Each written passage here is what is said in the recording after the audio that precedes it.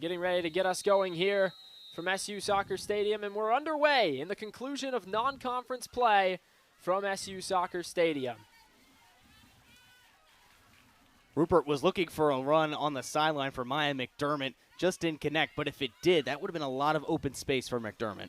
McDermott sat all of last season with injury and has been a huge addition. Been very nice to have her back. Of course, played a little bit in her freshman season, but now really is a junior finally coming into her own and has taken that next step as a leader. Head coach Nikki Adams mentioned how nice it is to have her in the midfield, such a reliable passer. Now into space early on. A ball that drifts over the end line. And a quick corner for this SU team. It's a corner. It's for a very tall Syracuse team. They can be very dangerous on set pieces. It's going to be interesting to see if it's going to be just standard corners right into the 18-yard box or anything that's drawn up from practice. Julia Denning, one of the tall forwards that you mentioned, 5'10". She's standing on the edge of the 18-yard box right now.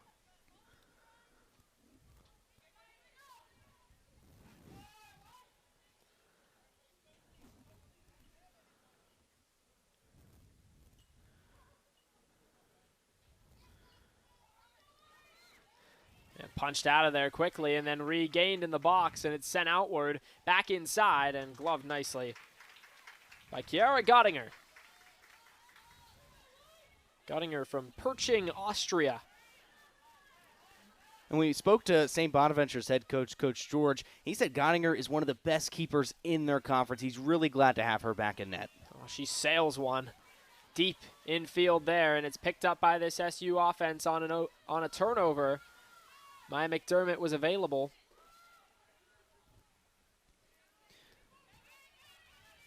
And really, AJ, the key for St. Bonaventure, trying to draw this SU team out early, get them to waste a lot of that early possession and tire this team out. That's really their only hope of picking up a win here today, is just hope that you can draw them out enough that legs start to get a little bit tired, you start moving a little bit more lazily, and maybe you catch them offside. Head coach for St. Bonaventure's Coach George said he doesn't like his teams playing on the counter, but against a team like SU, the best way for them to score is if SU pushes too many numbers forward, and that provides the Bonnies with an opportunity to get a counterattack and a numbers advantage. Donnie George, a native of Ipswich, England, the head coach, and coached in the Ipswich football program before coming over here. A nice tackle from McDermott, regains it towards Aaron Fleury. Fleury, one of the captains on this team, was honored a redshirt junior, but a true senior, so honored in those senior day proceedings before the start of today.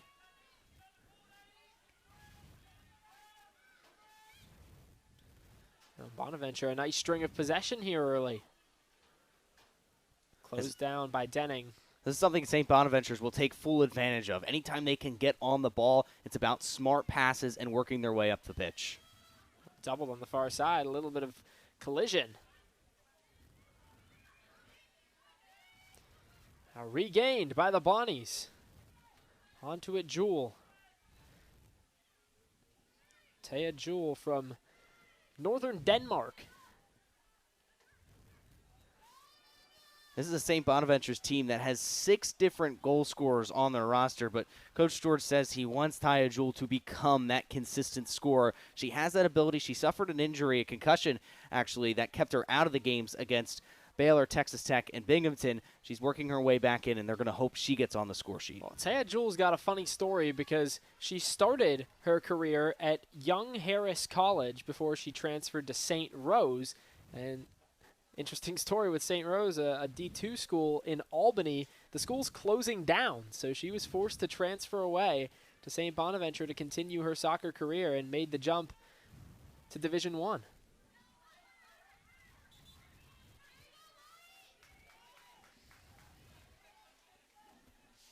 Head official Mark Buda points back to Vanderbosch. Shea Vanderbosch has been really the anchor of this Syracuse team since her freshman season. She's the kind of goalkeeper that can help decide matches for Syracuse. She's come up in so many critical moments where they've needed her to make the save, and she always comes up with it. And we talked early on about how much pressure she was under in her first 2 seasons as a starter. And this year must feel like a relief. She's going to be under a little bit of pressure here. A corner early on for the Bonnies.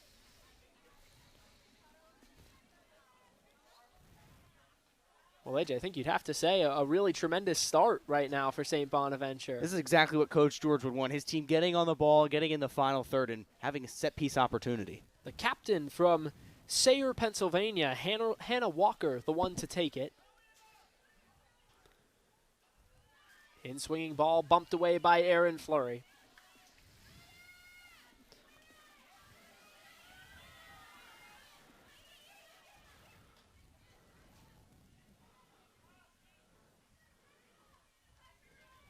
Fleury lets it dribble out. The position that Aaron Fleury took up on that corner is kind of a position that's going away from soccer in a way. It's defending the near or far post. It's a smart decision because it gives less pressure on Vanderbosch to watch both posts. Fleury be there. She's really the last player to make any last-ditch clearance like she did on that corner. Fleury playing a little bit of a hybrid role, moving up into that midfield and then dropping back as well to play a little bit more defense. Typically an attacking midfielder. But obviously, Nikki Adams has the confidence to utilize her in those different roles.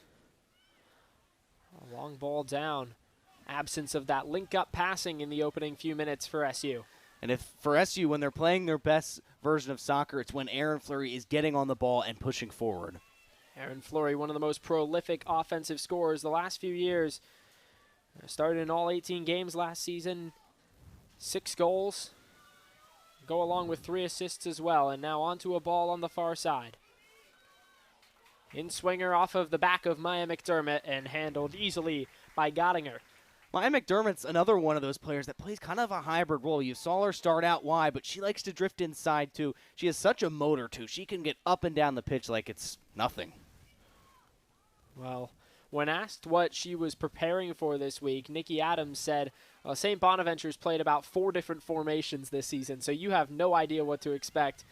They have to adapt to their opponents, and playing a difficult non-conference schedule like they have forces them to do that.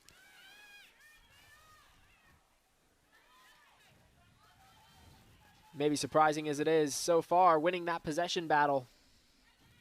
McDermott has it taken off her right foot. And head coach George, he said that he wants his team to have possession, but it's difficult when you're going up against these higher level teams that St. Bonaventure has played. You have to adjust your style of play in order to give your team the best chance of winning. Fleury an errant pass, and another ball that drifts out of bounds. This time it'll go the way of the Bonnies. But definitely in these opening 5-7 minutes, Syracuse in possession, it's been sloppy, and that's not good for head coach Nikki Adams. She wants her team to be crisp in possession. That's how SU wants to build up attacks. Work through the ball, work through possession, and getting the ball out wide. Gottinger swings one wide for Grant Clavijo. One back by SU. Rauch. Sent it along for Denning. Julia Denning playing out of the back. Typically more of an attacking role for her as well. Off the foot of Jewel, and McDermott had it briefly, now right back to her. Jewel working ahead. Ball into the box, and Vanderbosch onto it. Some attacking build-up for this Bonnies team. Strong build-up through the middle of the pitch. St. Bonaventure is doing really well with just 1-2 quick passes. That ball just a little bit too heavy. It was Jewel that was breaking into the box and couldn't find herself on the receiving end. Vanderbosch ready to boot it away. And Adams did not mince words. She called Shea Vanderbosch the best goalie in the country. So often she has been, she's needed to be, with the way that this SU team has played over the last few seasons. And it's more than just her ability to make stops, which she's great at, but also the way she can distribute the ball. You kind of got a glimpse of it there. Long ball over the head of almost everyone and then right to that striker spot. That's something SU likes to do a lot. And Vanderbosch, you'll see that a lot. She'll spray the ball out wide or through the middle. Hayward just gives it away to McDermott. An errant mistake. Running onto it now is Rupert. She's beat out. Aaron Fleury onto it. Ball kicks off between their 2 feet and toward the sideline. A whistle from our head official. Aaron Fleury just getting there a tad bit late. She reached her leg out to get the ball, but got the player first.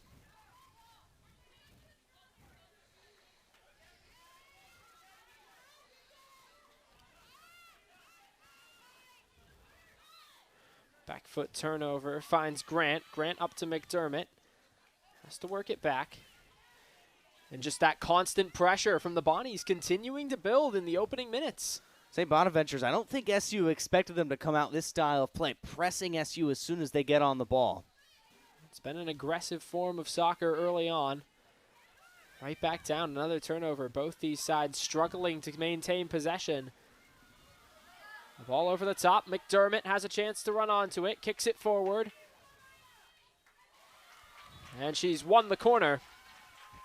A fantastic work from McDermott in the final third there to be creative and realize she had that defender on top of her, wins her team a corner. SU's going to get another chance, trying to produce something after they didn't get foot on ball. But a fantastic tackle by the senior defender, Bridget Kennedy, for St. Bonaventure, sliding in. That's always a dangerous spot to slide in when you're in near the 18-yard box, but she did an excellent job. Reeby, the one to take it. Low ball, gobbled up.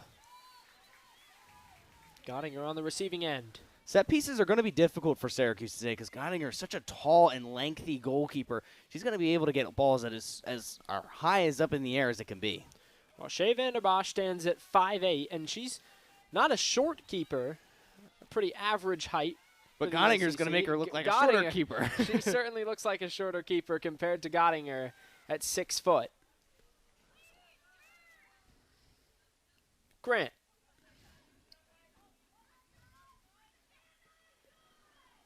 Well, played through the air up to Rupert.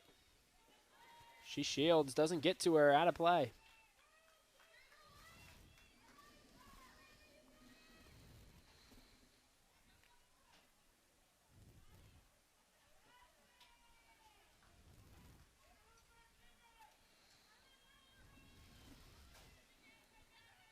Rupert looking for space and off her defender in front. That was Hannah Walker.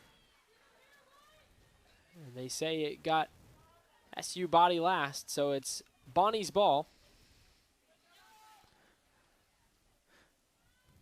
And you'll notice early on, Syracuse doesn't really play with a true number 9. You see Avia Reeby will take up that space, so too will Rupert, and also Fleury. She'll drift into that number 9 area. Keeps opponents guessing because they're never sure who's going to be right on the edge of the 18-yard box. A lot of movement from both these teams right now in terms of positioning. Not really a solid formation, looking more like fluid formations. You really want to get those skill position players into positions to succeed. And the fluid formation works when you have crisp and clean passing. Haven't seen that yet from SU, but if they get those passes down, that's when you understand why the positions are so fluid. Chipped ahead to McDermott. She can't settle. Heavy touch goes to Murphy. Back to McDermott. Works her way along the edge of the 18-yard box, but it's turned right back over. And Bonaventure can't settle it down. Erin Fleury steps her way forward, working through defenders. Heavy touch, too much. That was a golden chance for McDermott in the 18-yard box. Just couldn't settle it well enough. If she could, she had a clear shot on goal. Turned it away from the keeper. Another touch goes a little bit too far. Fleury had it for a moment. Lifts it back over. Errant pass to Murphy. Fleury. Lifted along for Grant. Denning. Plays a ball out wide. Along for Rupert. Up that far touchline, and it's knocked out. Syracuse ball. That's a prime example of what Nikki Adams wants her team to do. Build out from the back. A few touches on that back line, move the ball wide, and then you can force the long ball towards the 18-yard box to try and get a cross in. Plays blown for offside. It was Rupert in the advanced position.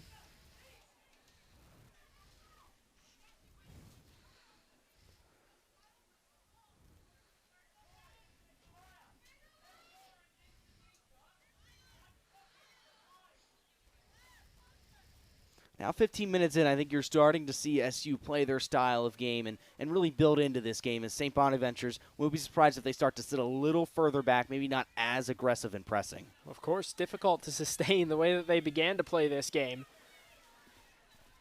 But now along on the near side with it, and a ball sent down by Merrily all the way toward her twin sister. Mika transferred from Buffalo after her freshman year, now a sophomore. Maya just scored her first career goal, one of the two scored against Youngstown State, a freshman. So after her freshman season at Buffalo, Mika decided to come join her twin at St. Bonaventure. Not going out of state, just a little bit further south. It was a brilliant goal that Maya scored against Youngstown State, right outside the 18-yard box. Got it on her left foot and then drove the ball in. Well, two Canadians, both from Montreal. How about that for a skill move? Chopped through the legs. Fleury picks it off, sends a pass forward for Rupert. Rupert out wide, plays Rauch and along, but nobody on the receiving end.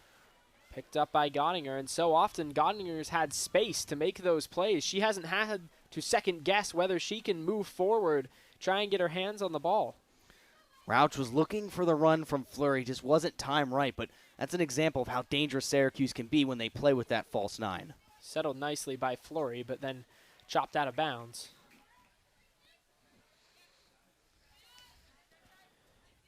Murphy on the throw-in, finds McDermott. She tried to turn with it, but Evie Underhill onto it. Underhill, one of two players from England. That, of course, the homeland of Donnie George, the head coach for this team. She and Lauren Westwood.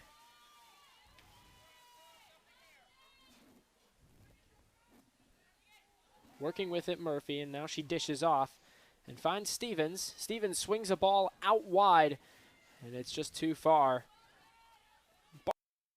Barbeau has a chance to race onto it. Tries to get the Bonaventure attack going, stutter step, and it's out. Goes back the SU way, so good defense to stick with that ball. Not allow any type of St. Bonaventure buildup.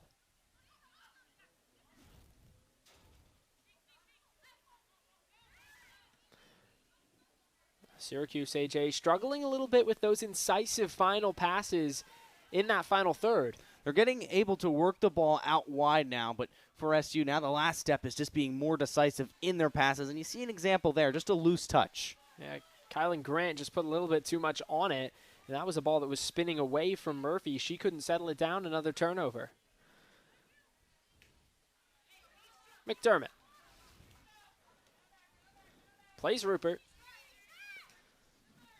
Picked up Fleury, works it back in onto the foot of Underhill, who works it forward now for Merrily.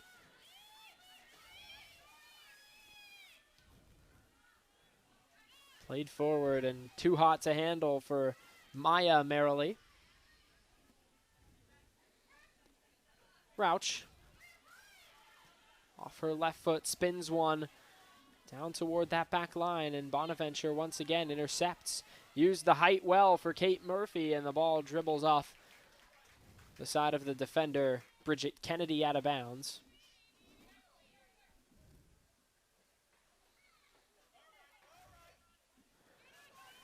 Fleury working now in that final third, trying to find some separation. Works left, now cuts back in right. Dancing along the side of that box, swings a pass inside. And worked away by Barbeau, a shot from deep, and nicely handled by Gottinger. Ashley Rauch has that inner game. She can strike a ball very well. That's something St. Bonaventure will have to keep an eye out for. As soon as she gets on the ball anywhere near the 18-yard box, she will take a strike. 3 goals, tops of the team for the midfielder so far this season. And she loves to shoot the ball as well. Her 13 shots rank second. And that you would expect a foul and maybe a booking to come. Looks like it'll just give a warning. And it was Rauch who got the lone goal against Binghamton. Her scoring prowess has been welcomed for a team that already has close to as many goals this year as it did all of last season. Not even into ACC play just yet. Swung into the final third over the head of Erin Fleury. She just has to watch it back. Played out wide and off the head of McDermott. She plays it to herself. Dances along that far side, but onto it again. Is Barbeau. Barbeau's had a great game defensively already. A few takeaways. One of the keys to stopping this SU team is shutting down the wide areas, preventing them from getting crosses into the box. Another chance off of a corner now, and it's Anna Rupert over to take it. So far, all the corners for Syracuse gotten her. The St. Bonaventure keeper has handled. Well, Rupert's played in 7 games this season, but her only start came this past week against Binghamton on Thursday. That was her first start of the season, so now getting back-to-back starts. Getting a chance to contribute and break the goose egg on the scoreboard early for SU. She swings a ball towards the net, and it's over top out of play. That'll be a goal kick for Göttinger. That may be one of the more effective ways to beat Göttinger, trying to score from that corner. Of course, that's one of the most difficult ways to score in soccer, but I wouldn't be surprised maybe the next corner Syracuse gets if they try going short, working the ball into the box, because any cross near the 6-yard box, Göttinger's going to have. She's got those long arms and certainly a height advantage over anyone else either of these rosters could possibly serve up. That's a ball off the side of Delaney Stevens, and SU loses control of it. Stevens has another chance to regain it, but instead lets it drift forward. Played down low and onto it, Kennedy. Kennedy works away from her defender, Rupert. Played back out into the midfield. Dropped away by Jewell. Ted Jewell onto the sideline. Worked forward by Murphy and turned over again. Both these teams just struggling to find that third pass, AJ. The second pass sometimes there, but doesn't seem like they've been able to find much more than that. Nice move from Merrily. Now ball played forward for her.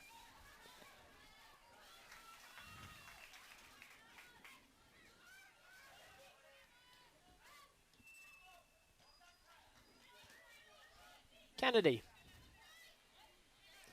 Moved up and it drifts forward. That one rolls away.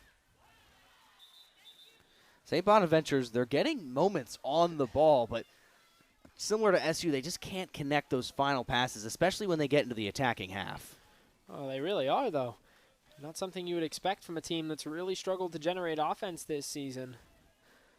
Has had those spells where they look much more comfortable on the ball. Merrily works it back. Finds the senior Kennedy from Cleveland Heights, Ohio, one of the 3 captains. The leader of this defense. Sent away by Murphy. High into the sky. And St. Bonaventure's, they'll be fine with this tempo, not too fast. Syracuse definitely will want to speed up the play. McDermott's got a chance to do that. Tries to play a ball through up that near side to Rupert. She can't find her. It's turned over and quickly regained in the midfield. McDermott. You can see now McDermott's kind of pinched in more towards the midfield. I think that's probably her strongest position because she can carry the ball like that. She sends one through, but it's squared off nicely toward the goal. Sydney Hayward guides it all the way there.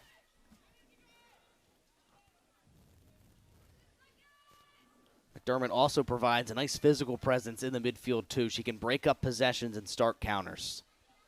McDermott, 5'6" junior from Philadelphia.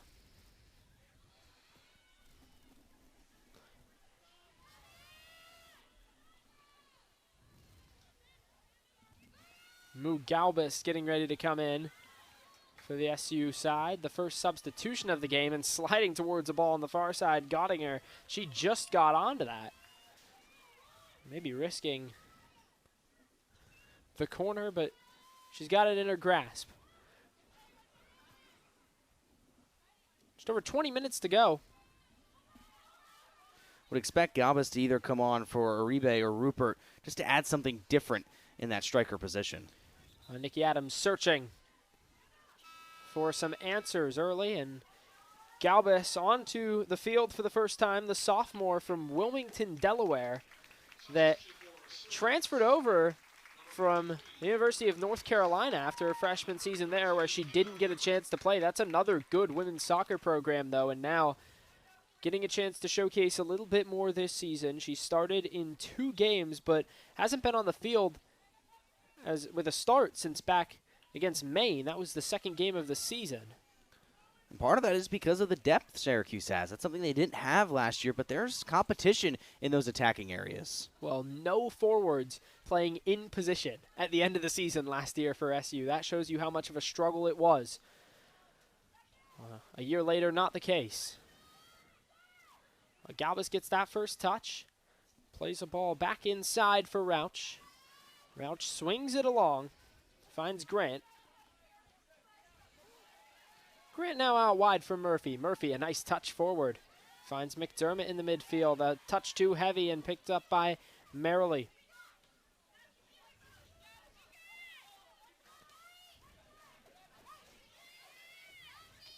Well, you'd have to think that it's easy to link a pass up with your sister.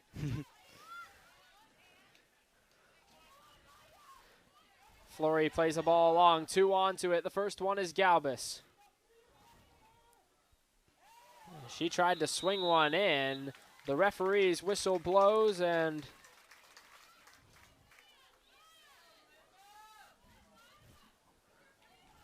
an SU corner to come. I think it's going to be a free kick right on the outside of the 18-yard box. You're right. It looked as though it was good defending by Morale, but I think maybe that was just too much of a shoulder.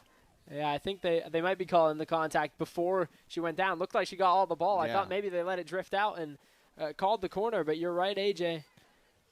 And you free kick from... See how SU's setting up. All the players are on the furthest end of the 18-yard box. This is definitely something they've drawn up in training. Try and swing one wide.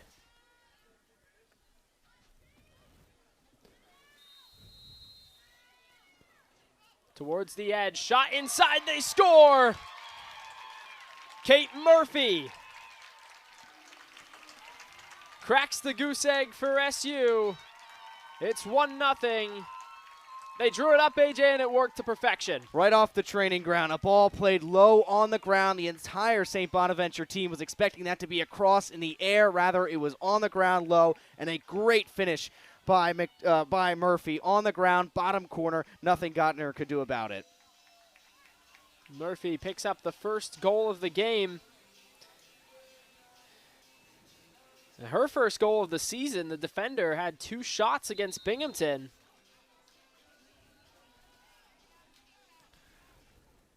And it seems though the official went over to the far side to talk to the AR, and they're going to have a look at this. Potentially reviewing the play for offside. So they'll come back and check, see what angles they have available. Meanwhile, there's an SU player right down in front of us being treated. Picked up some kind of knock, and now the rest of the SU squad will run over towards the bench to try and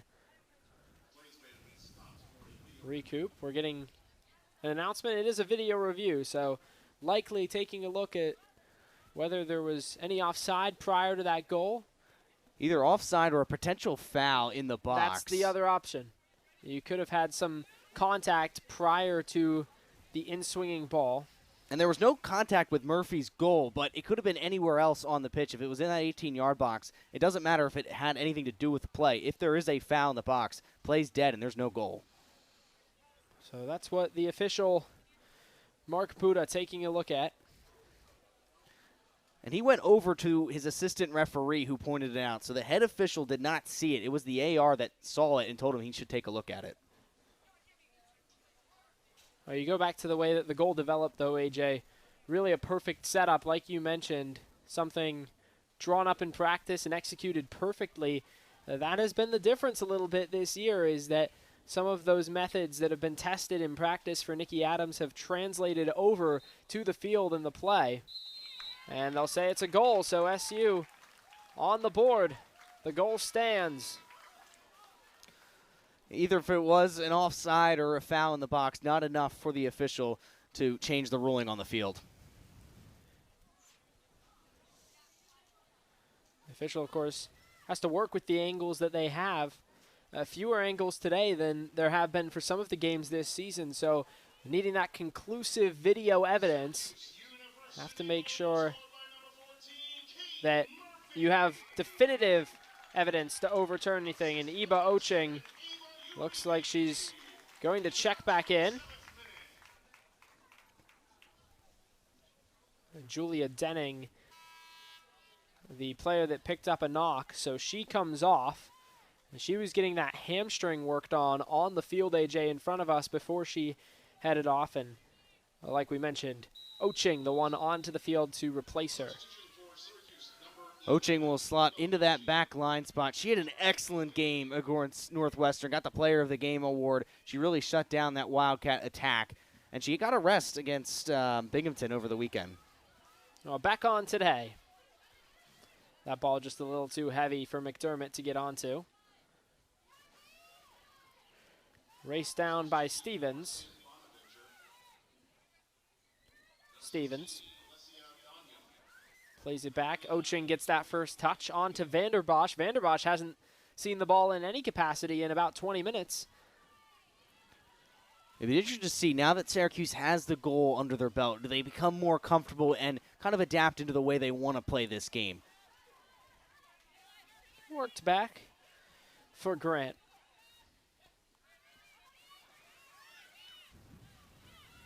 Oh, McDermott, that quick pressure forces them to send it all the way back to Gottinger. She lifts a ball deep, and it's onto the foot of Oching. Oching tries to work it forward to Fleury, and a whistle blows.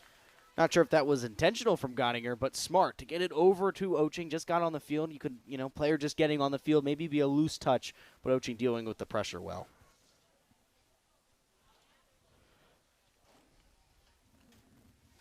So now Syracuse, like you mentioned, AJ, doesn't need to play as aggressive against a Bonaventure team that struggled to score goals throughout the year.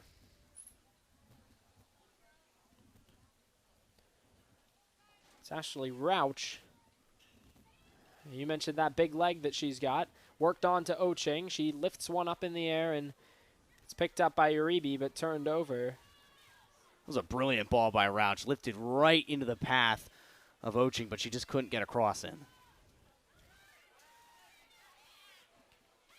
Bonaventure trying to work forward for the first time in a while. They've had possession, but just haven't been able to contain that ball all the way through the midfield. Now this time they get a chance, but once again picked off onto the foot of Kate Murphy, and she just sends it out. It's a credit to how strong that Syracuse back line is. They're not allowing St. Bonaventure to make any build-up in the final third of the pitch. Back in play. Bonaventure now does get a chance. A ball sent along the edge of the 18-yard box and off the side of Oching's feet. Sliding tackle. Well done. Syracuse back on top, and now ahead with it was Galbus, but it was picked off on the way there. Galbus was nearly in if she got on that ball. No defender was in front of her. Worked wide again, and this time Kennedy's there to respond.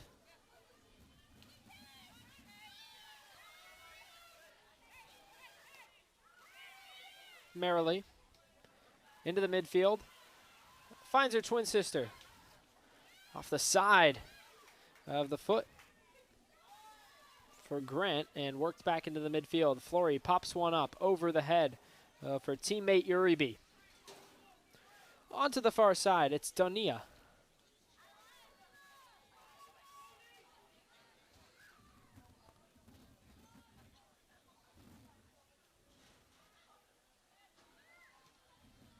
Oching looks in good form to start. She was brilliant against Northwestern. Really dominated that entire left side of the field. Rather, that entire fullback area where she was playing. And she can get forward as well and send in a good cross. Well, we saw her try that a moment ago. That time she worked away from a defender and drew a foul. Now another one.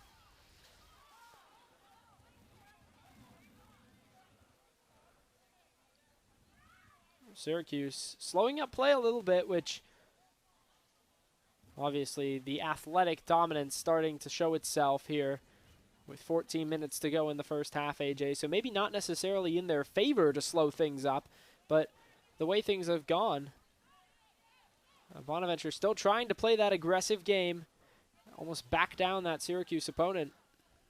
And credit to St. Bonaventure. They've done a really good job in breaking up possession, not allowing Syracuse to make those quick 1-2 touch passes. And really the goal was from a set-piece play.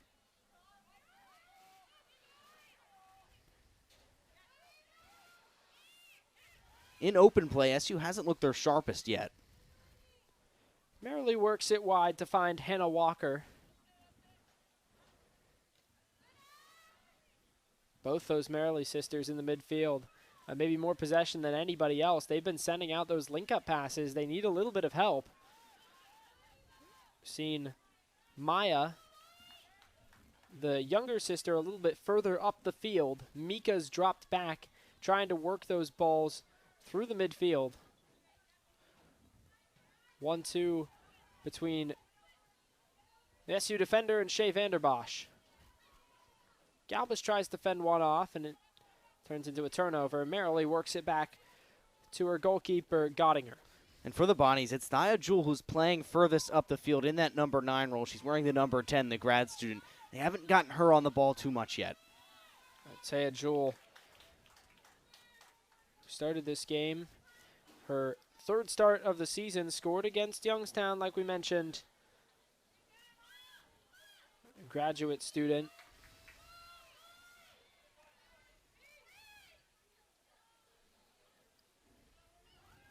And now here is Jewell. She works one ahead, but off her left foot, it's well wide. Substitution now. Maya McDermott heads off.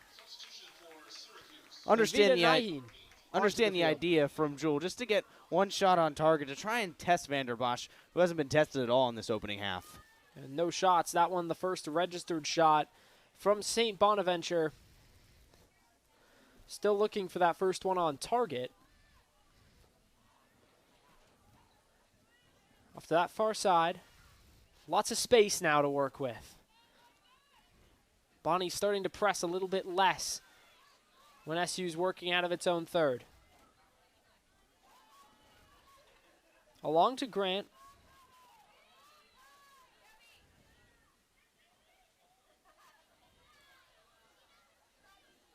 Ball into the midfield for Flory. She works it right back.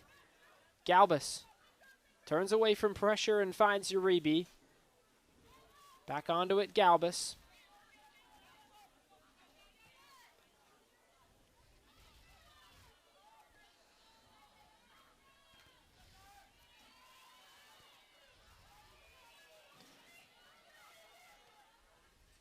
Now Bonaventure has a chance on the counterattack.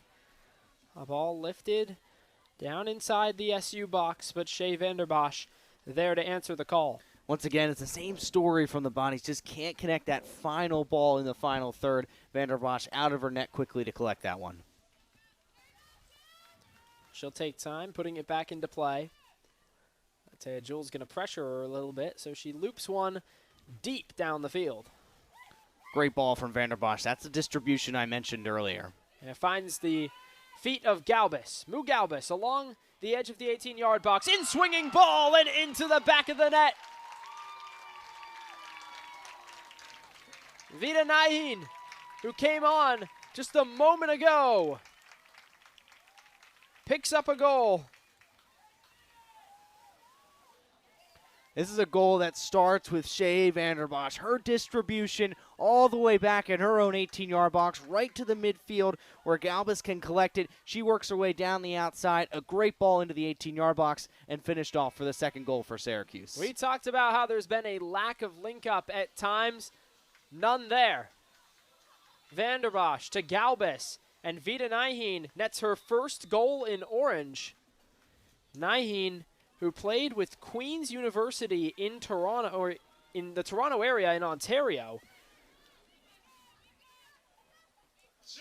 comes here as a freshman in American college. Vida Nahin.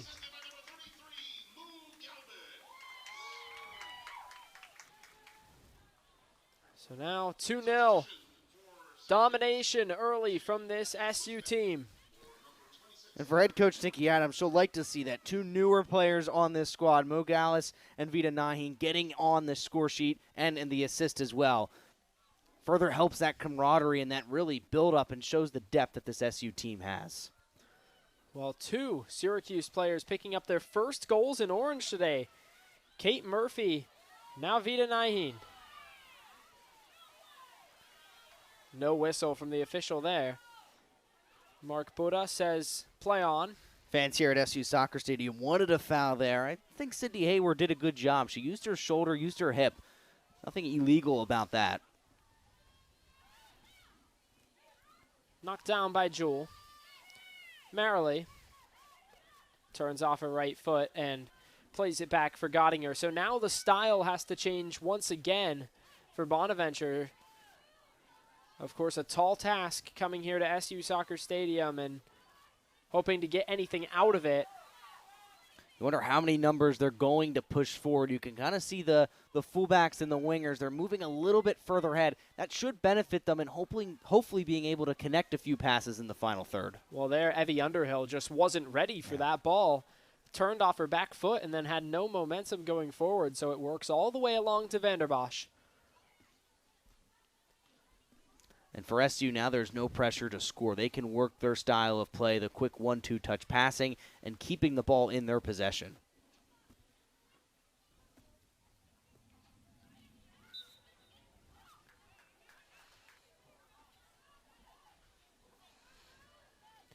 Clock ticks down towards 8 minutes to go in this first half. Grant lifts one near side. Nyheen tried to get underneath it. Maybe looking for a second now. A brace, the freshman working hard. A ball deflected inside the box. That was off one of the Bonnie's players. Played along nicely onto the foot of Murphy. Murphy swings one inside. Galbus knocks it down. Shot deflected away and cleared out of play. Now, AJ, that SU team starting to look more comfortable. Sydney Hayward, that time, the defender who got on top of that ball. Brilliant block by the senior Sydney Hayward. She needed to get there. But as you mentioned, Luke, Syracuse playing with more confidence. Now they're moving the ball forward, sending in those crosses, and probably be taking more shots. Well, Hayward plays as much as anyone on this team. Last season, numbers for her, 1,529 minutes to lead this team. Really only missed a handful of minutes just because she was subbed off. Needed a rest. Bonaventure working up that far side. The ball played along. This time for Grant. Vanderbosch. A looping ball that spins high into the sky and settles for Bonaventure. No one there on the receiving end of that pass forward. Maybe some tired legs. A lot of hard work for the Bonnies toward the end of this first half. They've been pressing a lot of this half, and the benefit of pressing is you can get turnovers, you can create possession, but if you don't get good possession out of pressing, then it becomes a tiring job because now you're trying to press in the final 5 minutes of the half. You have tired legs. Syracuse can find more open space. Advantage played for Syracuse off of a foul near midfield. Ball long, crossed inside, and right there for it is Gottinger. Another good cross, though, from SU. That's a big part of their game plan, is getting balls into the 18-yard box. That's how they score their second goal. And although it was probably expected, certainly looks like the inverse of what we saw in the first 10 minutes compared to the last 10 minutes of this half, AJ. Syracuse looking more and more comfortable and starting to settle in. St. Bonaventure looks like it really can't keep up that pressing style of play that they've employed through the first 15 minutes of this match, and now struggling a little bit to continue the way that they started today. Bonnies need that halftime whistle. Now it's just for them is staying compact and really just locking down that defense, making sure SU doesn't get a third goal going into half, because at 2-0, it's still a game in the second half. We'll try to reset. Nikki Adams trying to motivate her squad to come out for a strong second half. Work rate from Vita Nyheen, noticeable. She's been excellent. She's come onto the field and getting that goal.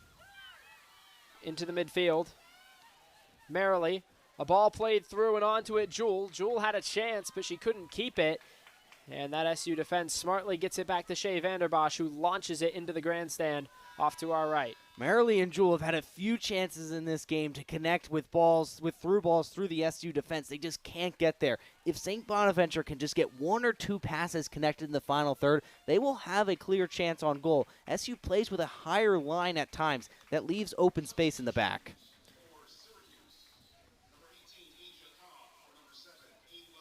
Aisha Cobb, the first one to come on for Syracuse, and then two subs for the Bonnies. Lily Ma onto the field. Ma, the native of Cleveland, Ohio. scored the lone goal in that draw against Binghamton, and Evie Underhill comes off the field.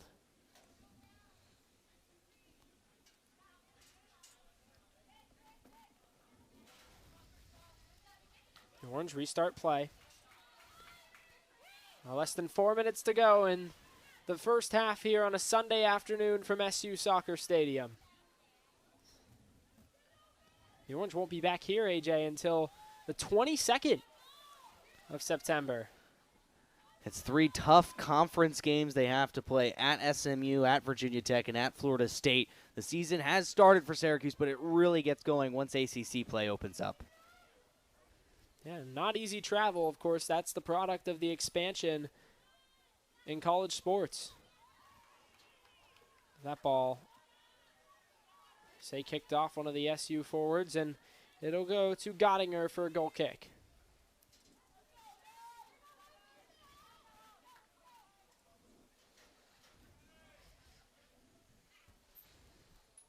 Gottinger understandably taking her time with this free kick, wanting her team to just catch her breath and, regain their legs.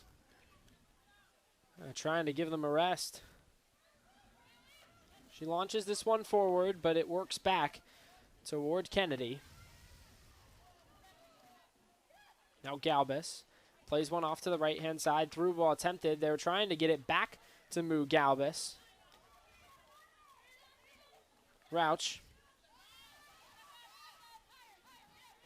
finds her center back, Croyle.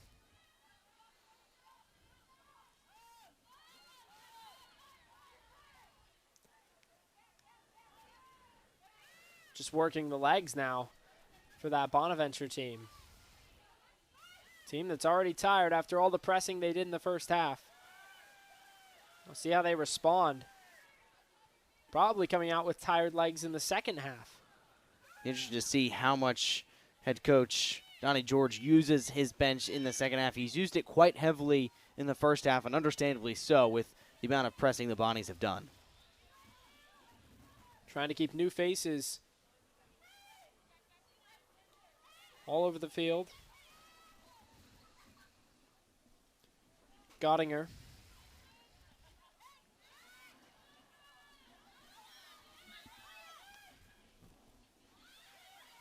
Into the midfield for Marley. Ball played through, and it's picked off nicely by Oching.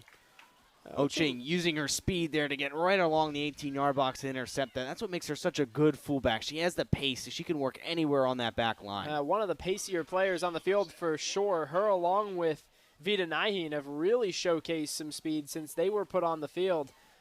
But Oching as well, so calm on the ball in the back, has been very impressive through this first half. Under a minute to go. Announcement rings out through SU Soccer Stadium. We've seen in other games for the Syracuse women's soccer team, Oching kind of playing towards into the midfield. She's good with the ball at her feet as well, and kind of plays as that inverted fullback style where she moves into the midfield and can play a through ball through the up the field further.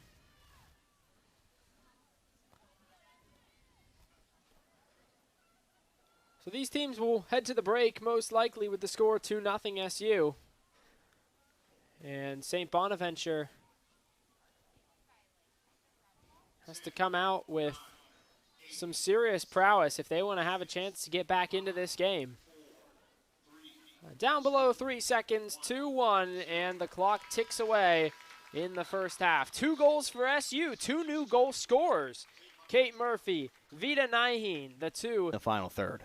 Well, really a lot of the time, those St. Bonaventure teammates couldn't seem to find her on those passes. Underway, whistle blows from Mark Buda, our head official. And the second half ready to commence. So Bonaventure looking for a lot more link-up passing and some smoother play in this second half, but Erin Fleury immediately steals the ball away and drifts it down on the far side to Maya McDermott. That was a really good ball from Erin Fleury to McDermott on the ground, right into the feet of McDermott. Just couldn't find the pass back on the cross. So all the same faces back out there for SU outside of Braun. Oching on the near side. Oching didn't start this game, but came on about 10 minutes into that first half and has stayed on the field since. I've alluded to it. I've been really impressed by the freshman Oching. She's such a good defender, but can also attack so well and do that. Go into the midfield and find the pass. 2 steps, and she works it back toward her back line. Grant, the captain of this SU defense, misses a pass down to McDermott, but SU picks it right back up, and it's turned over again. That was the problem Syracuse had in the first half. In possession, just sloppy and turning the ball over. Yeah, it'll be interesting to get Nikki Adams' thoughts on some of those broken up spells of passing in the first half. Certainly not as clean as they have been at points throughout this season. Well, that ball out of the reach of McDermott, out of play, and Bridget Kennedy will get things restarted. Kennedy, another strong player in that first half, really good on the ball, working out of that defense.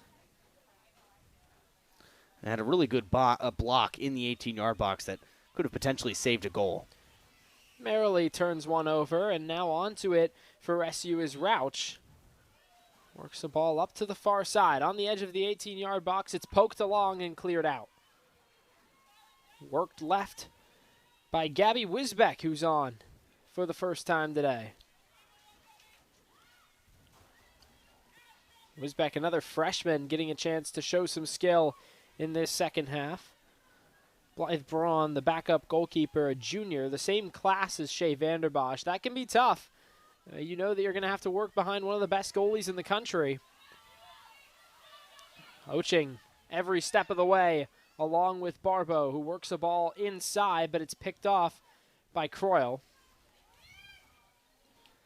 So calm from Croyle, under pressure, and can just work the ball with her feet like that to find an open pass. 2 attackers converging on her, and she works it right in between them.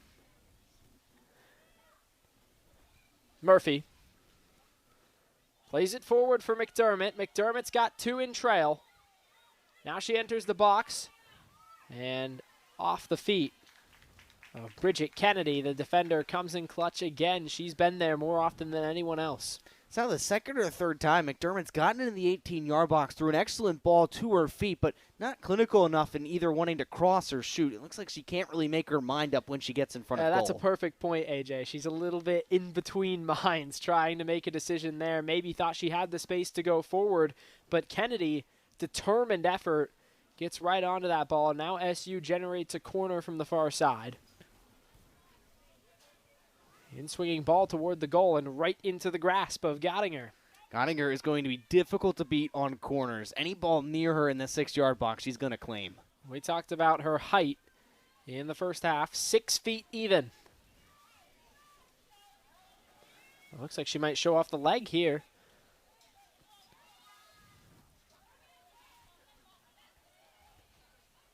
Nice aggressiveness from Erin Fleury. Plays it over to the left of the defender merrily. McDermott fakes the step and cuts back into the box. See if she can make a decision this time, and she tried to cross it, but it was off of Kennedy again. Great defending by Kennedy, right on McDermott, getting down and blocking that cross. And the difference between the two, Kennedy 5'10", McDermott just 5'6". McDermott has a speed advantage, no doubt, but Kennedy showing off a little bit of extra pace when it was needed right there. Expect XU to take this corner short with Erin Fleury, and right on cue, it's taken short. Yeah, Fleury plays it out, and now into the box. They try to find someone on the edge, and an attempt from Anna Croyle just goes off the edge of her foot. Back out to Fleury on the corner.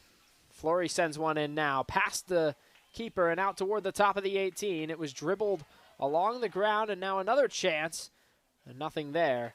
And once again, Kennedy clears it on the back line. Another corner for the Orange. They've stacked up 3 quick ones here in succession at the start of this second half. I would fully expect Syracuse to take this corner short again. They'll have much more success because any ball crossed into towards the 6-yard box, the goalkeeper for St. Bonaventure, Gottinger, is going to have it. Well, they've adjusted and made that play 2 times in a row now, and this one fired on goal and deflected away by Gottinger. The follow-up, McDermott can't get it home. And now the officials signal a corner. Great save by Goninger. That ball was stunning from SU, and she needed to be alert quickly. Had to go over to her left. The first time that she's really had to make a snap reaction save today. We've seen a lot of looping balls. That one had some pace on it. I believe it was Rauch, the one who delivered the ball. And both goals for Syracuse, Goninger couldn't really do anything about it. They were perfectly placed shots, but there she makes a good save. Well, Rauch is short to receive the corner, but they're going to swing this one inside, and it's off the inside of the foot of Erin Fleury. Settled down on the edge of the box. Deflection. And now a chance on the counterattack for St. Bonaventure. Probably the best chance of the day. Merrily ahead with it up the right side, but that SU midfield tracking back quickly. And a ball just played beyond the back line. Safe for Blythe Braun. Lukey said it. That was a great chance for St. Bonaventure's. If they could have connected their passes there, they had a full advantage. Now, credit to Syracuse. That midfield got back really well. The ball chipped over top. Hannah Walker calmly onto it, plays it back to her keeper. When we spoke to St. Bonaventure's head coach Donnie George, he said, if this team's going to score against SU, it's going to be on the counterattack, and it's going to be counters like that style. Syracuse had a lot of numbers pushed forward for those corners, didn't have many back. Bonaventure's, they had the advantage. It's about being clinical in the final third and connecting passes. Wonderful aggressiveness from Oching there, and then a ball was played to the near side. And Hannah Walker was fouled. She'll get a chance to restart play.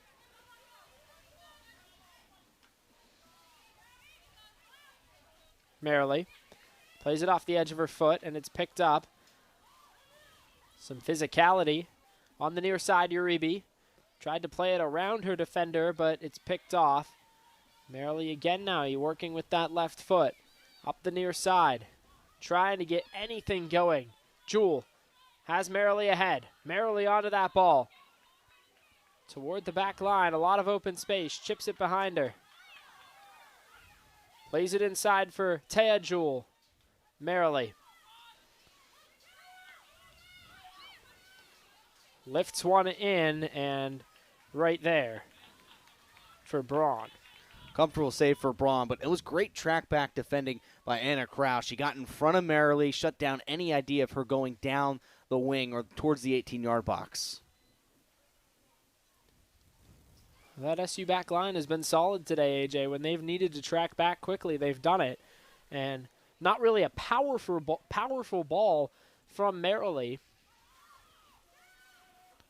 And the Syracuse defense has been one of the key reasons why they've gotten off to such a successful start. They've been so clean and crisp in the back line and passing out of the back and haven't made too many defensive errors. Well, McDermott, anything but clean or crisp there, loses handle on it and turns it back over to Bonaventure, who's working in SU territory. Nice aggressiveness from Erin Fleury, and now she has a chance to play a ball forward. Kicked off the edge of her foot by Mika Merrily. Ball knocked down.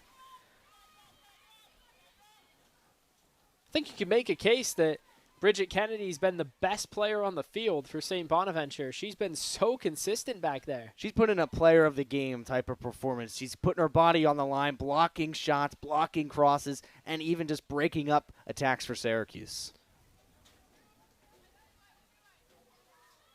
Talked about the amount that she plays. Started every game this season. A ton of minutes for her. It's a ball lifted along the outside that just settles near the touchline and is played back. And now Merrily has to work it out of the back. She's been struggling to find those link-up passes a little bit more, trying to work it into the midfield here in this second half. You can see St. Bonaventure, though, not pressing as much as they did in the opening part of the first half. Kind of taking their foot off the gas a little bit, mainly because they don't want to get gas too early in the second half. And also, if you continue that press, it does leave gaps in the field for Syracuse to take advantage of. Well, Wisbeck played a nice little ball over top to Kate Murphy, but she just couldn't settle it down. Kennedy gets things restarted, and that one goes the other way. Now Uribe. In towards Fleury. Fleury in on goal, off the edge of her toe. And into the grasp of Gottinger. Great chance for Aaron Fleury. Just didn't get the cleanest of strikes on it, but that's the kind of pocket of space that Syracuse wants Aaron Fleury, and that's where she's most dangerous. Well, Fleury on senior day, only a redshirt junior. She got honored, but she's played a tremendous game. Ton of aggressiveness in that midfield. Now a shot to boot. Contact on the far side. A ball was headed out, and yes, that's going to get something from our officials. It was a good advantage by the official for that play, too. He could have blown the whistle, but he clearly saw the play was still developing.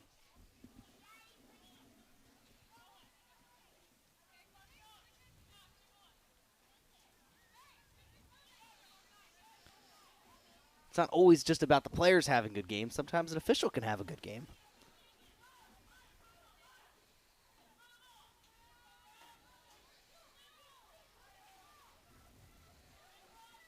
We're set up on the far side for a free kick. That line set just on the edge of the 18-yard box. In swinging ball that is just too far upfield. And that gives a chance for Braun to get onto it.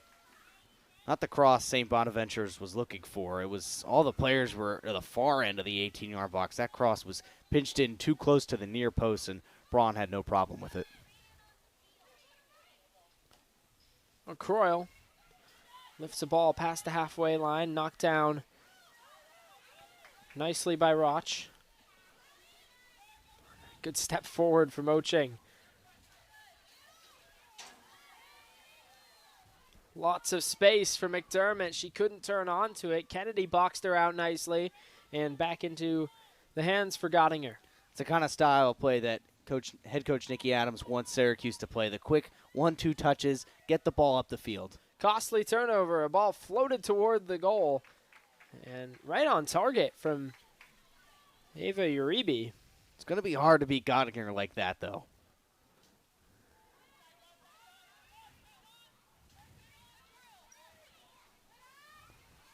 Uribe. Up towards and a shove down toward the turf. Expect a whistle there. And nothing. Play on. No advantage played. Syracuse still possesses. Aaron Fleury in on goal. A deflection. She scores. Likely it'll go as an own goal, but Aaron Fleury generates some offense. Syracuse will be thanking the referee for not calling a foul. It looked like a clear shove in the back. No whistle blown. Good through ball to Aaron Fleury, and she does the rest. It took a deflection, but either way, it rolls in the back of the net. And now with a 3-0 lead, SU is cruising in this match. Yeah, cruising's the right word for it, AJ. Making things look pretty easy in this second half. Bonaventure hasn't been able to build anything out of that back line, and you see them huddled together on the field right now just discussing how to remedy this tough start in the second half. The Bonnies haven't pressed Syracuse as much as they did in that opening stanza, and I understood that because they didn't want to wear out, but now at 3-0, it's going to be interesting to see what they do. Do they try and move forward, but then you run the risk of conceding more goals? Yeah, not too many answers readily apparent at the moment. Oh, Syracuse back on the press and aggressive early, trying to catch a Bonaventure team that might be feeling a bit sorry for themselves right now. And Syracuse did the same thing against Mercyhurst. They didn't stop at 3. They got 2 more goals and got a 5-0 win. Yeah, Mercyhurst, another team that struggling for different reasons for this Bonaventure squad that hasn't had a winning season since 2011. It's just been a struggle year in and year out. Mercyhurst just made the transition to Division I this season. Has been a Division II school in every sport apart from ice hockey until this year. Ava Uribe, a ball off to the right foot of Fleury. She tries to find an in-swinging pass, but nothing there. And St. Bonaventure's head coach, Coach Donnie George, said that, this is his second year in charge, but it's nothing like his first year because he's gotten so many new faces into this second year. After his first year, a lot of players graduated or moved on. 11 new freshmen on this roster compared to just 6 last season. Yeah, that's certainly a welcome sight. Donnie George trying to rebuild this program that has just continuously struggled over the last 10 years. And he said it, this isn't going to be a quick fix. He's trying to implement a style and a rhythm that he wants. Well, that ball was belted off the back of the head of Kylan Grant. And she's down. And now the SU physio out to check on her on the edge of that 18-yard box on the far side. Hope that she's all right. Scary moment indeed anytime the ball hits a player in the head.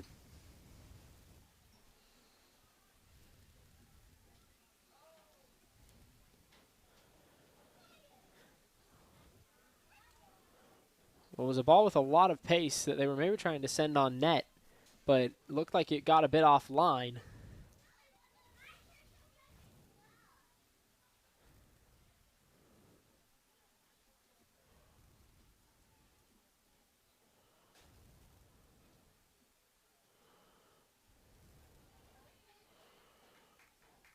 Grant, one of the seniors that was honored before today's action. And off your screen, St. Bonaventure, once again, like they did after they conceded the third goal, are huddled up trying to regroup. And it looks like Bridget Kennedy, one of the people who's really vocal in that huddle. And now looks as though Grant has stood up. She's talking with SU's head trainer.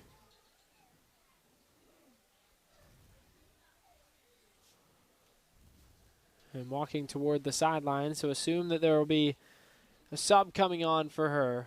No one lined up right now, but certainly looks like she's going to have to go through and make sure that she doesn't have any type of serious head injury. They'll test her out.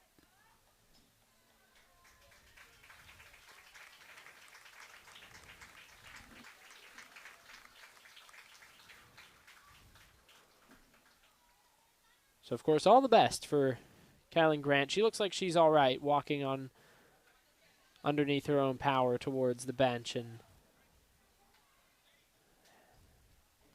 she's headed actually right back over towards the touchline. So it looks like she'll be coming right back in. So she must be all right. They've talked to her out on the field, and the game will quickly restart with a drop ball on the far side near where the ball was originally kicked from, and then I expect Grant to come back onto the field, but SU temporarily has to adjust, losing a member of their back line here. You should see what St. Bonaventure does. If they just play this right towards the goalkeeper, or they try and attack. Oh, yeah, but interesting swing, drop ball, and it's stolen away quickly by Aaron Fleury, and it looked like they actually tried to play it toward their own back line. Fleury playing with some pace. Evades her defender, then falls on the turf. Now plays a ball inside. It finds Rauch. Out wide to McDermott. Settled down nicely. And Grant back onto the field and into that back line. So she's, of course, all right to continue. That's a great sign for SU fans and, of course, for Grant herself. Cleared away over to that far side. Just on the edge of the final third.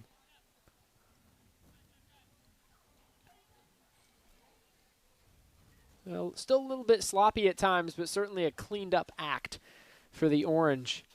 I think in this second half, they've been much better in possession and much better working the ball out wide. Ocheng plays it along for Uribe. That was the intention, but it's picked off by Walker.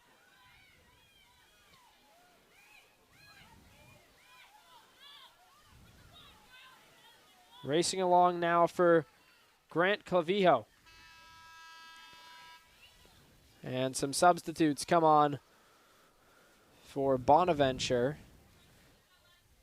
Alicia Dania, who was on for a significant portion of the first half.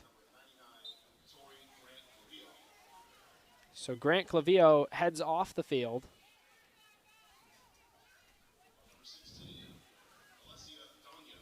A host of changes for the Bonnies at the 30-minute mark or near the 30-minute mark, and makes sense. Get fresh legs on and try and maybe get something going in these forward areas. Maya Merrily off the field in the change. She's played a lot of minutes this season and hasn't seemed to quite find her footing today. Her sister's still on. She plays that ball through and now back toward that far side. Fleury. Nicely won. Chipped ahead, racing onto it, Uribe. Erin Fleury's effort really stood out today, AJ, in a good way. She's been extremely aggressive, won a ton of balls back in midfield, and really taken advantage of miscues from St. Bonaventure when others haven't been able to. Fleury, she does such a good job at pressing in the midfield, and when she gets on the ball, she's so quick, but also such good close control with the ball at her feet. It's so hard for defenders to get near her because it mostly results in a foul because she's so good at keeping the ball at her feet and keeping the ball away from defenders. Oh, a nice touch forward. Croyle.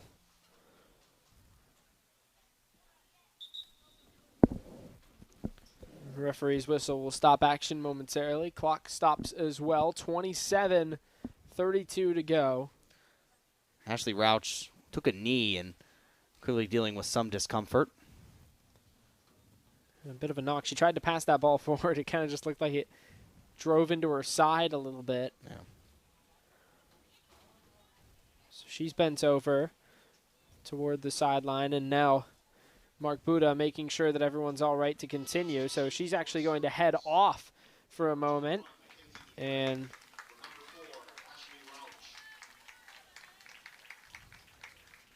Mackenzie Dupree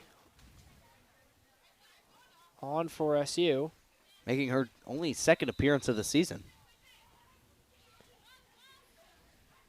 Yeah, she hasn't featured outside of that Siena and Mercyhurst game. Those the other two games that SU really won handedly this season. So with 27 minutes to go, she gets maybe her biggest chance to play all year. Good work on the ball from Oching.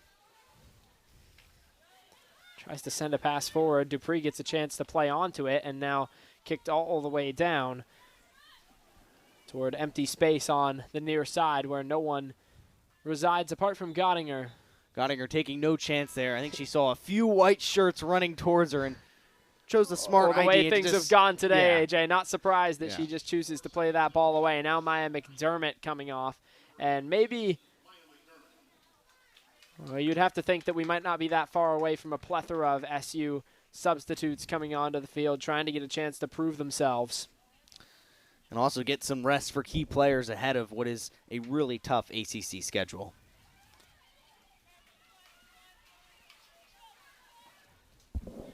Of course, start with SMU, who's a great soccer program in northern Texas. One of the new faces in the conference. And that travel, certainly something to consider because, of course, you're thinking about traveling to Dallas now, but Virginia Tech and Florida State, especially the Seminoles down in Tallahassee, not a short journey within the ACC, so that's a lot of taxation on some bodies that have played a lot of soccer in the opening few weeks of this season. It really isn't the Atlantic Coast Conference. It's lost its meaning in 2024. That ball's played back, and now a chance on a corner here for St. Bonaventure, providing a little bit of pressure. Good stretch of play from the Bonnies, working the ball out wide, a good 1-2 touch passes, and this is a huge opportunity, not opportunities that they haven't had in the second half.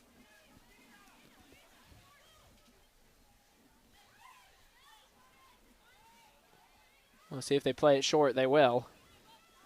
Hannah Walker with the left foot swings one out to the far side and taken away nicely by Grant, who picked up that knock on her head a moment ago, and now she goes up again, and you could see her kind of holding the back of her neck there. I'm sure she's aching a little bit. Those are good balls in from St. Bonaventure's, and another good chance. Well, she's got to get right back into action, plays a ball forward. Showing why she's earned that captain's armband right now, AJ. The toughness that you have to have as a defender in the ACC, she definitely has that. SU sitting back a little bit more here with some new faces on the field, giving the Bonnies a chance to build up some attack. Jewel drops one back to her back line. This is the best St. Bonaventure has been in possession, really the whole game. They look really confident right now on the ball. Oh, maybe the first time that we've seen them link up more than 5 passes in this second half. That one came a little bit too soon. Drop back to Naiheen. Naiheen, Oching. On to Naiheen again. She knocks it down nicely on the touchline. Shields it well. Great stretch touch. of play. She's been incredibly impressive. Stood out. One of the freshmen, another Canadian product. On the men's and women's side, AJ, Syracuse has really taken advantage of its northeast location in the ACC, recruiting from the Toronto and Montreal hotbeds of soccer. Getting some talented players there, too, and full advantage to SU and, taking advantage of their location. Nikki Adams and Ian McIntyre doing good work.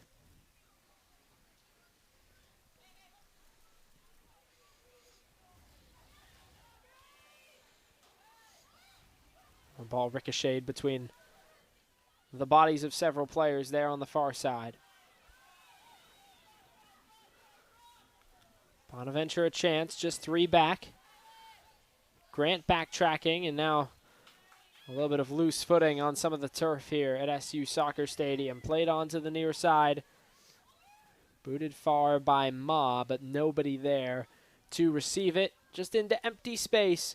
And a goal kick, and rest assured that Blythe Braun going to take her time here with just over 20 minutes to go. Syracuse definitely has taken their foot off the gas slightly, not as aggressive going forward, and okay with absorbing a bit of St. Bonaventure press.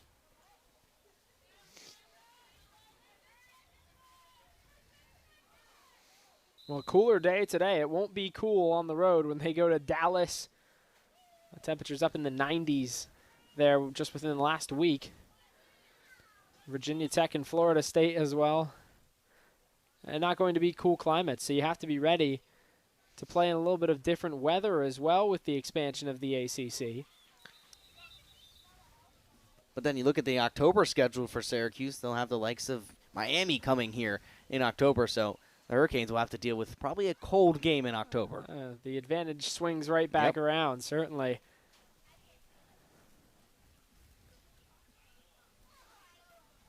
Bit of a hold up here. Not sure exactly what they're waiting on. Looks like maybe one of the ball girls had to go over and run to grab something, and now they blow the whistle and get restarted again, and the ball goes right back out of play.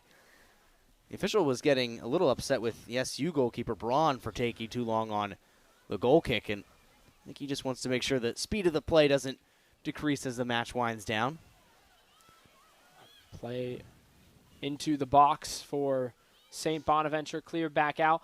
That's actually one of the things that the NCAA officials are instructed to do, more so than any other level of soccer.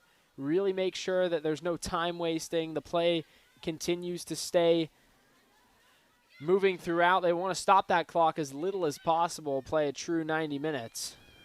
Yeah, and that's one of the unique things about college soccer. The clock does stop, but officials kind of want to get away from constantly stopping it, especially towards the end of matches when you do get a lot of subs. Whiz back. Turns off her left foot and passes with the right back toward that back line.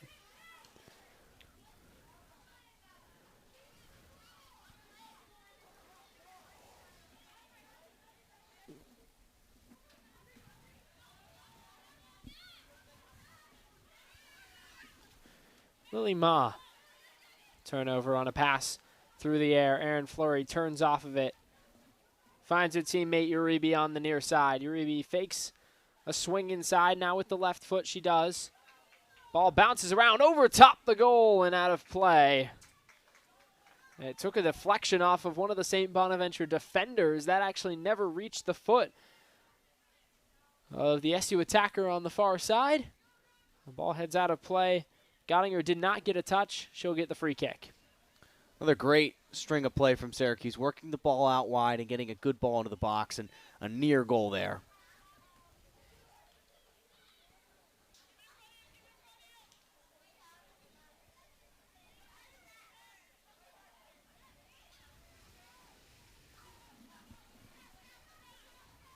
Chance to show off that distribution from Braun. And Luke, glancing again at that Syracuse schedule, I guess if you want to spin it in a good way, they get the hardest part of their schedule out of the way first with 3 tough road games. Of course, you still have the rest of the ACC, which is difficult, but they'll never have to play 3 consecutive road games again after they get through these first 3 in ACC play. Yeah, you come home and have 2 games against really good programs in North Carolina, Wake Forest. Then you host Notre Dame at home a week later.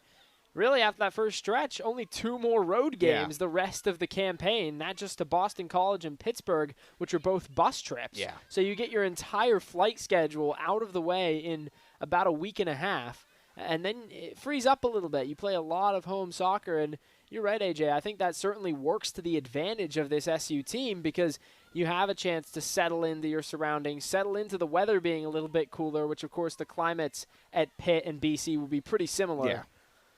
And that's something that I'm sure not every ACC team has, so that's an advantage. They maybe won't be as jet lagged come October as opposed to some other ACC teams.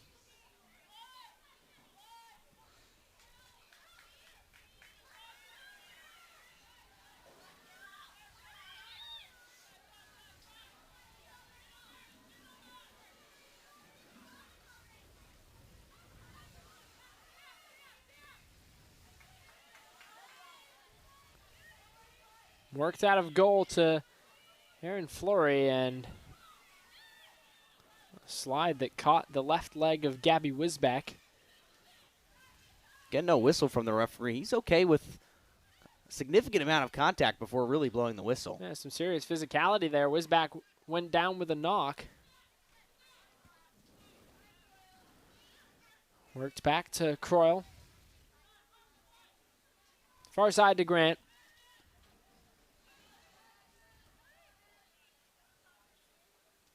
Up forward, turned over, Hayward.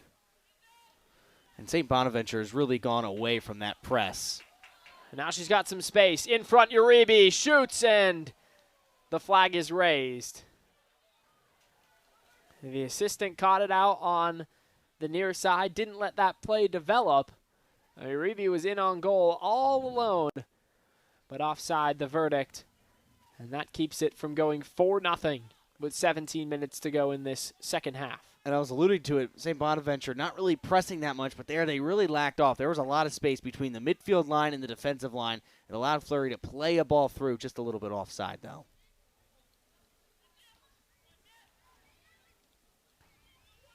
And Fleury, who has not been hesitant at all, maybe just a little bit too hesitant that time around. Lily Ma, her back line shouting for it there. Into the midfield, Mika Merrily. Far side to Kennedy.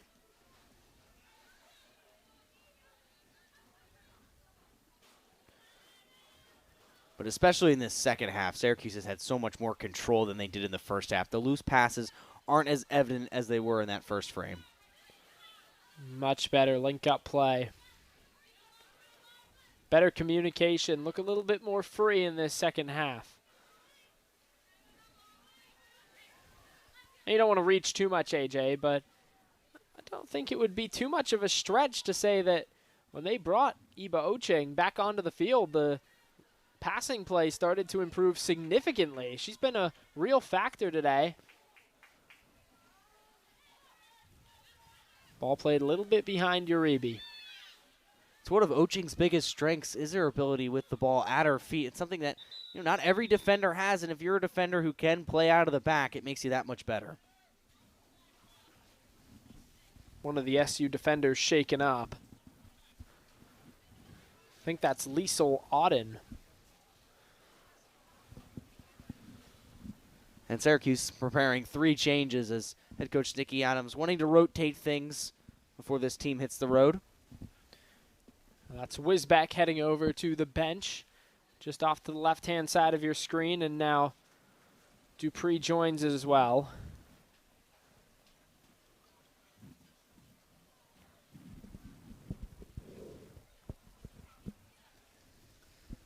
The wind as well is significantly picked up in really these last 5 minutes.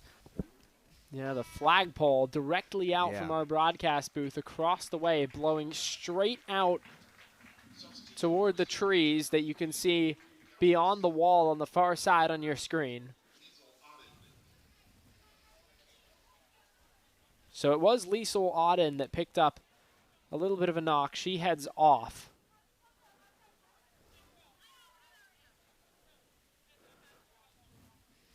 Part of an array of substitutions, and a drop ball restarts things. So the whistle was blown due to the injury. Lily Ma starts off with it, works it back toward the back line. Ma. Syracuse not focused on goals now, just trying to close things out on non-conference play. Walker. Pass missed her intended target, and a nice sidestep move from Grant, but she can't finish it off. 2 more substitutes coming on, emptying the bench a little bit now here. Caitlin Driscoll, the freshman, comes out. Moo Galbus back onto the field for SU.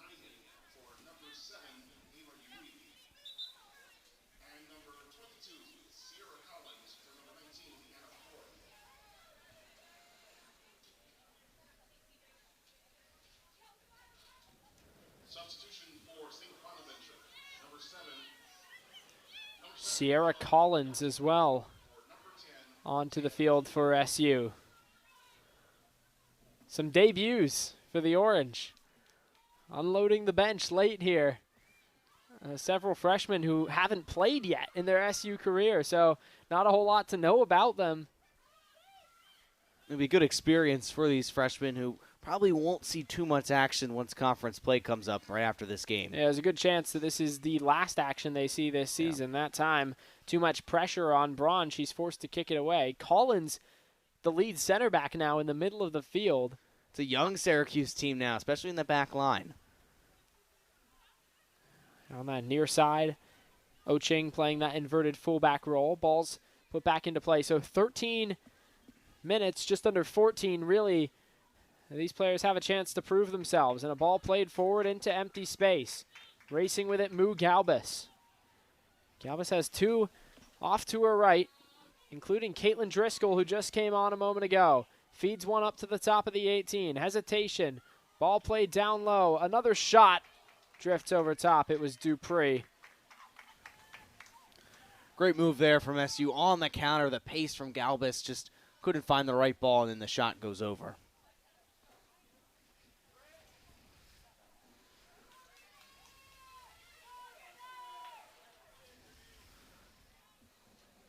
Of course, the scoreline will tell the story of the game, but so too will the shots on goal. 15-2. That just shows where this match has been dictated and who's really been dictating the match. Wow. Just in front of us, we just heard one of the SU assistants yell out Grace to get ready. You'd have to assume that that's Grace Franklin, one of the senior defensemen who has only played a handful of games throughout her SU career. So certainly exciting for her to get a chance to get on the field, AJ, on senior day in a game that's all but wrapped up. She played a few minutes earlier this season, but yeah, this would be a special moment for her. Yeah, played in less than 5 games in the totality of her SU career. So getting a chance now maybe to come on and make a little bit of a mark. And, of course, a little bit of an honor as well here on her senior day. So it will be Grace Franklin ready to check in. Looks like maybe Moo Galbus heading off toward that bench area. They're not going to check her in just yet. Ocheng shields the ball away. Works it back for Collins. Her pass misses a foot. Aaron Fleury working onto it. Ocheng through. Galbus across to Dupree, and she plays it up forward. Driscoll.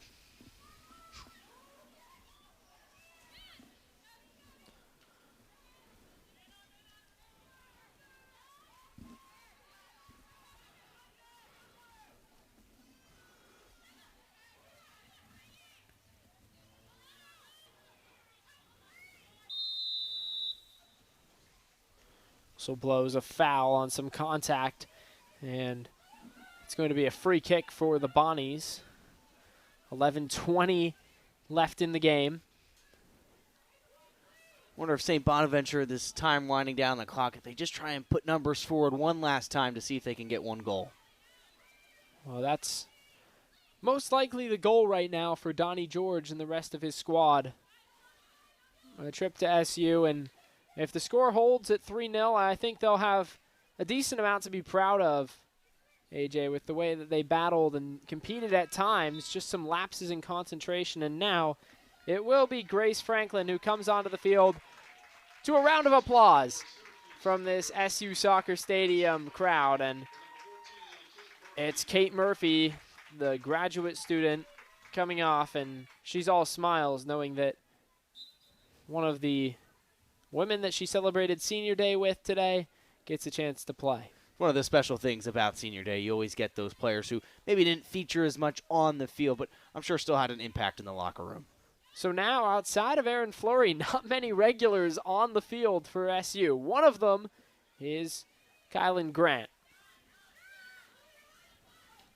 Collins drops a ball in up towards that final third. Fleury heads it right back toward the same spot. Takes a deflection. Now Moo Galbis has a chance with some calmness on the ball. She could do something. Lifted over top. Dupree headed away from Cage.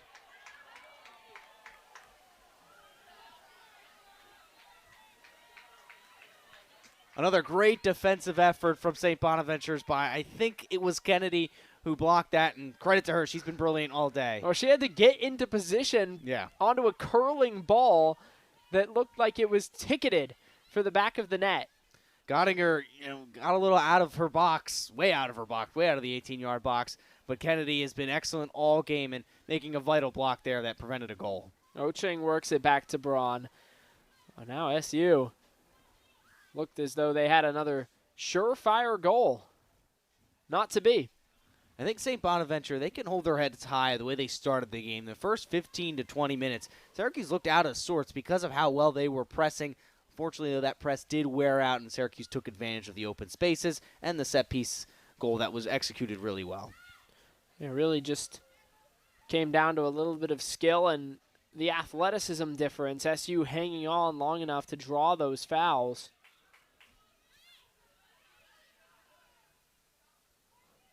Continuing that high work rate all the way through that first half. Of course, it didn't have to worry about chasing after the ball much, a huge advantage. That ball just kind of dribbles around before it's picked up and sent back to that back line. Collins.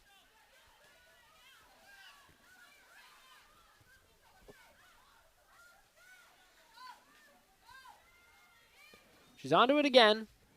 Lifts it up. Fleury had an arm run straight into her neck. Play on from the referee. And again, Gottinger running way out of her net. Some serious aggression in these final few minutes. Now a whistle blows and SU gets a free kick. Game getting a little bit chippy. I think St. Bonaventure getting a little bit frustrated with kind of how well SU have been playing in this second half and committing one too many fouls. And AJ, Nikki Adams not happy in front of us, kind of yelling out toward that official to her near side. And just saying that this game's got to get under control. A 3-0 game with less than 10 minutes to go. Half the subs are on the field. Really no reason for it to get extremely physical. The officials have been reluctant often today to blow that whistle. Cleared away.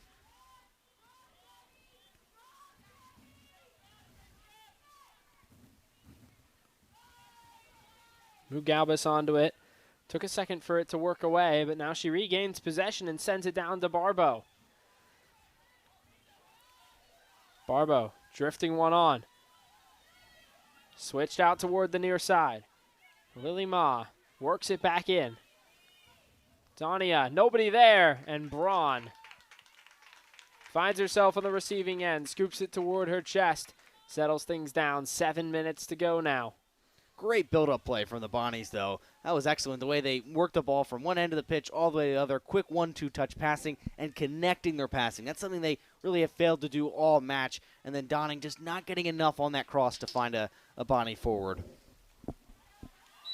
Contact in front of the SU bench and arms raised all along that line of reserves just in front of us. But St. Bonaventure, I think they've definitely shown signs that they're a team that can press and also a team that can play well in possession, but it's about being consistent in possession and making sure you just get rid of those sloppy passes. Well, they did that when they played against Youngstown. A 2-0 win last Thursday, and that was the basis of a lot of what went well for them, AJ. So you assume if they can continue to do that against A10 opponents, there might be some serious improvement this season. You look back, they've been 3-8-6 over the last 2 years. Now a ball sent toward the middle of the 18-yard box, and Erin Fleury just fell down. Now she regains it, tries a shot off of Kennedy, and in to collect is Gottinger, a whistle. And once again, no whistle on the initial contact from the referee. It could have been a penalty as the Syracuse player that's down. Yeah, you have to see it again. One of the two inside the box looked like Fleury slipped on that turf. A possibility that maybe a little bit more slippage on that far side before she sent that ball in towards the middle of the box.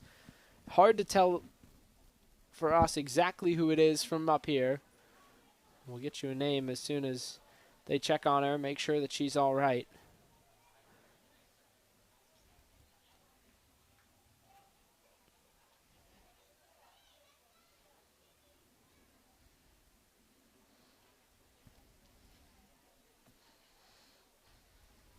This isn't the first instance today we've seen an injury that's stopped play. It was earlier that Kayla Grant got hit in the head, and that stopped play for quite a few minutes. This seems like it might be something with the lower body. Hard to tell.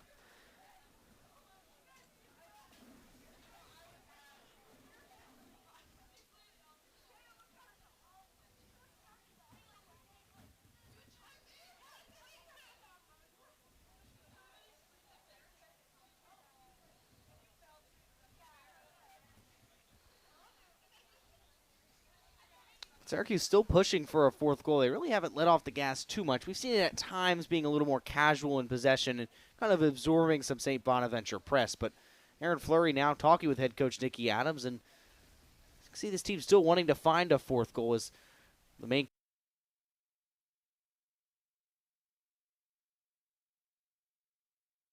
towards the gate, so maybe extra medical retention required, and certainly want to send our well wishes to whichever player that is. And now they're bringing a stretcher out onto the field, so a tough moment here, and certainly not what you want to see at any moment this season.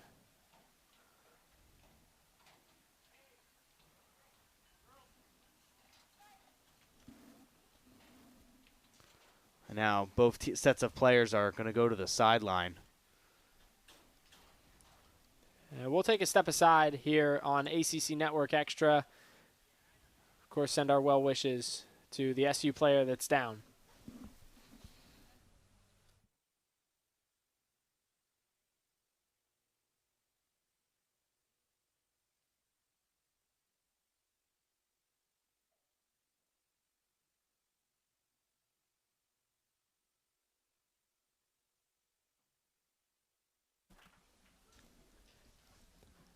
So the game here called this afternoon, final score of 3-0 after the injury to Moo Galbus on the far side of the 18-yard box. SU was building up with an attacking play, and she went down with some type of contact injury. We have not received word up here in the booth as to exactly what the injury was, but of course we wish the best for Moo Galbus in her recovery, and of course her family. Our thoughts are with them. Syracuse wraps up the non-conference slate with a win, but of course heavy hearts. That's going to be the takeaway from today as they head to SMU. Not too long. They'll play there later this week to start ACC play, so they have to turn their focus to the next chapter, essentially, while still, of course, their minds going to be with their teammate throughout the entirety of this week. We thank you so much for tuning in today. Syracuse takes home a 3-0 win, but certainly a tough way to end this one this afternoon, and our thoughts with the family and Moo Galbus, and we wish her the best in her recovery and hope that she's back on the field as soon as possible. For now, we'll sign off on ACC Network Extra. Syracuse takes home a 3-0 win to wrap up non-conference play here from SU Soccer Stadium. Luke Burgess saying so long from SU Soccer Stadium for my partner, AJ Myers. We thank you for joining us this afternoon